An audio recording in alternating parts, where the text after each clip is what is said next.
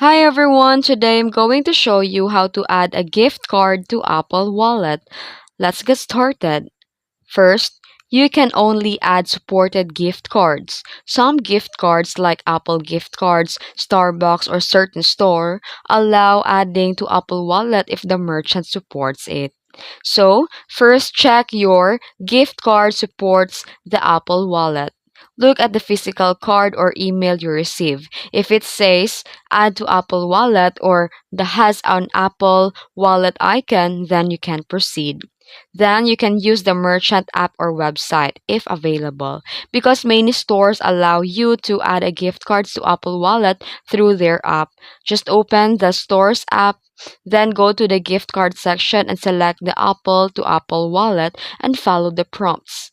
Then to use the Apple Wallet directly, just open the App Store app and tap your profile photo and tap redeem gift card or code.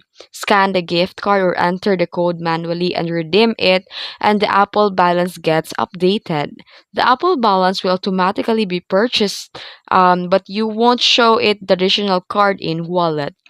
Then here you can also add a via email link. If you receive a gift card by the email, just open your email and add the to the Apple Wallet link and confirm when prompted.